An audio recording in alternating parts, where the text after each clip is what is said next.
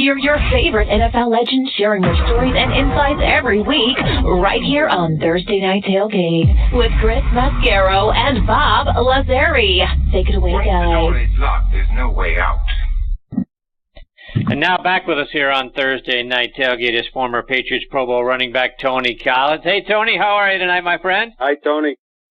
I am doing fantastic. How you doing, Chris and Bob?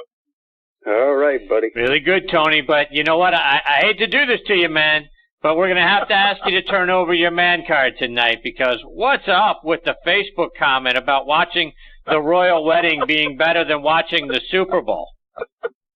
Hey, I threw a lot of people off. My wife was kidding with me the night before, and she said that, "Are you going to get up and watch the wedding with me?" I was like, "I don't think so."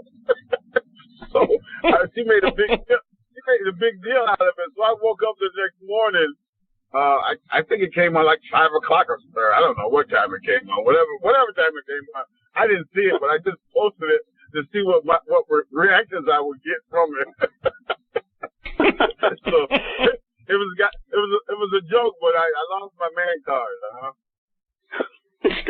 Indeed. Yeah, you can't be watching the royal wedding and making comments like that better than the Super Bowl. Stock down on that, Tony. But yeah, we're gonna have to collect that man card from you. Tony, I want to get your thoughts. You know, OTAs are just starting to get underway. I see that Belichick has got the mind games going already up there. He gave all the rookies numbers that have nothing to do with the positions that they play. For example, rookie Duke Dawson is wearing number 52.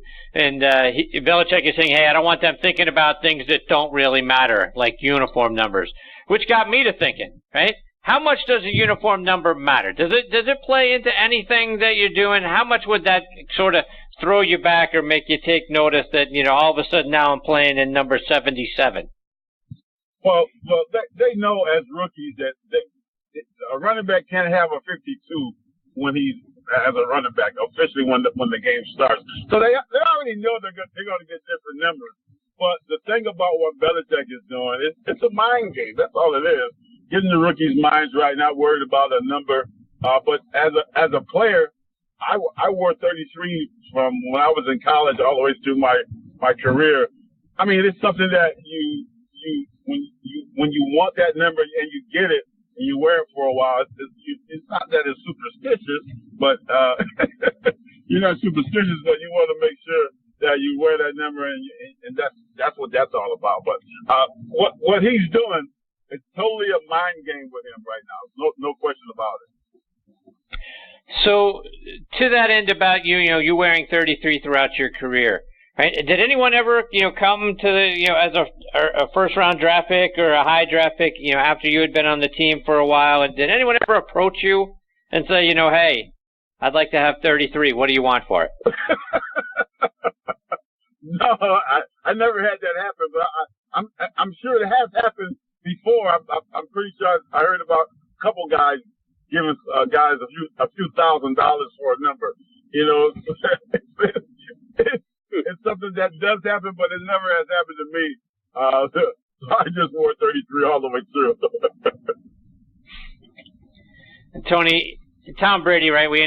He'll be 41 before the start of next season, and since they didn't draft Lamar Jackson but did draft Danny Etling from LSU in the 7th round, who knows if he'll be able to develop to be the next guy or not. But when do the Patriots have to have the next guy on the roster so that he can learn from Brady? Because we've tried to all sort of prognosticate, can Brady go 2 more years, 3 more years, 5, whatever it is, but at some point they're going to have the next guy waiting in the wings. When do you think that needs to be?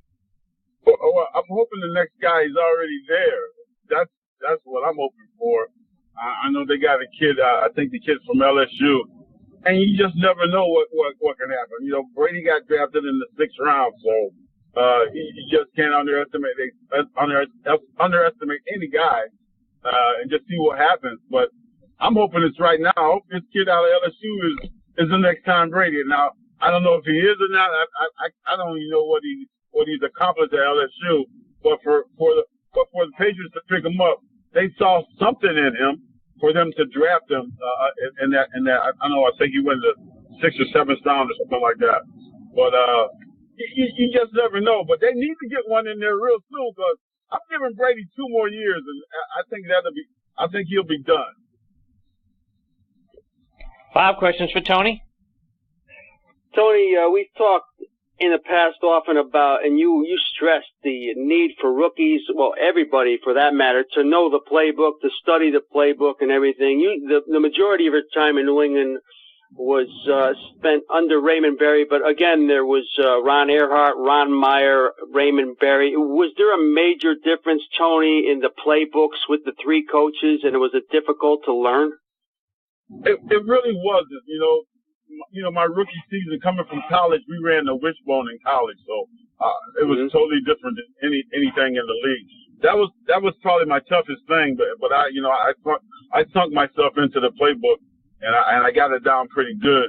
But after that, Ron Earhart was my rookie coach, and he left after my first year, and then Ron Myers came and was coaching us. And he came from SMU, so it was a different system. But he still ran that I formation because remember he had Eric Dickerson and Craig James in the backfield, so they ran it out of the I, and so it was just a language that was a little different, and that was it.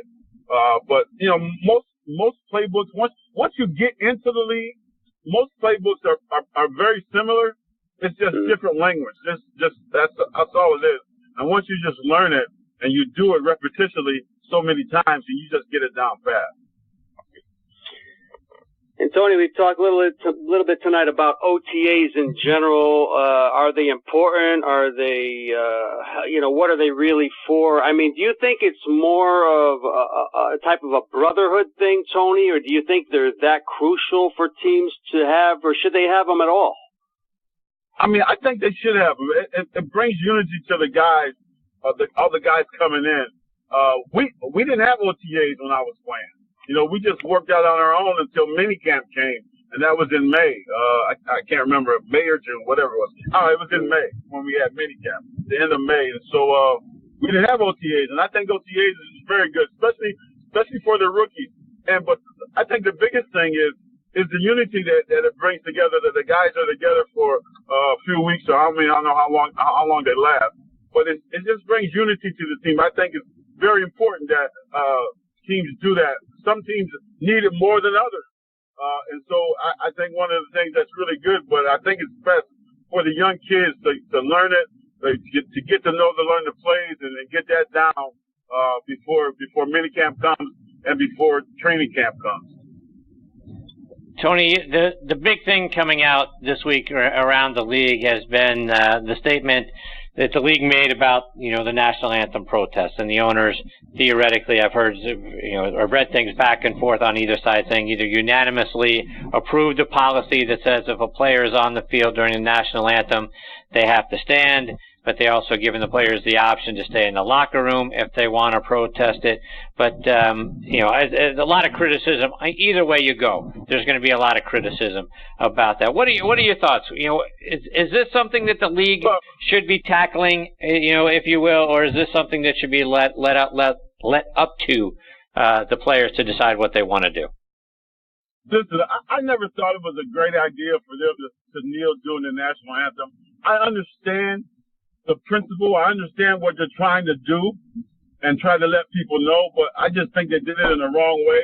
But now, so they're so together now, and it's kind of hard for them to stop because there hasn't been any change in the world. So it's the same thing. We still got kids killing kids and police officers killing kids, and so the thing is now they got a rule: if you come out, then you got to stand. I mean, I don't know what half the team is going to be out, and the other half the team is going to be in the locker room, which I don't like that at all. I think at the national anthem, I think we should be together, but I don't know what the NFL is trying to do with that. I wish they would have left that alone, but I understand what they're trying to do. They're trying to protect their business, and so we want more fans to tune into the game. So we want to make sure that the players aren't disrespecting the flag, and that's what they're not doing.